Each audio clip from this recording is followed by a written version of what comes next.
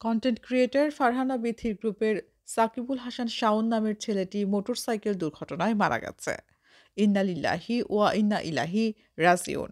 চট্টগ্রামের লোহাগাড়ায় মোটরসাইকেল নিয়ন্ত্রণ হারিয়ে খাদে পড়ে সাকিবের মৃত্যু হয়। এই ঘটনায় বাইকে থাকা সোহাগ নামে আরেকজন আহত হয়েছেন। রোববার ১৬ই নভেম্বর দুপুর ২টার দিকে উপজেলার চুন্তি ইউনিয়নের জাঙ্গালিয়া নামক স্থানে এই দুর্ঘটনা ঘটে। নিহত বাইকার সাকিবুল হাসান নাটোর জেলার সিংড়া উপজেলার পারশাথলী শেখপাড়ার বাসিন্দা মোহাম্মদ আতাউর রহমানের ছেলে। জানা গেছে, কন্টেন্ট ক্রিয়েটর ফারহানা বিথি সহ ১৫ জন নারী পুরুষ মিলে রাজশাহী থেকে সাজেক এসেছিলেন বেশ কিছুদিন আগে।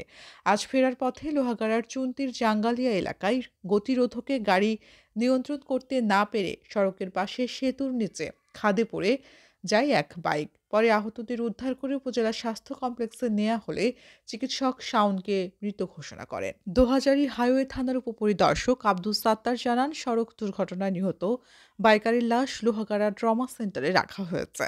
আইনি প্রক্রিয়া শেষে লাশ পরিবারের নিকট হস্তান্তর করা হবে। এর আগে এপ্রিলের শুরুতে মাত্র ৪৮ ঘন্টায় জাঙ্গালিয়া এলাকায় ১৫ জনের মৃত্যু হয়। ওই এলাকায় উঁচু নিচু সড়কে বাঁকগুলোতে বারবার দুর্ঘটনা ঘটনায় সড়ক সম্প্রসারণের দাবি জানিয়ে আসছে এলাকাবাসী।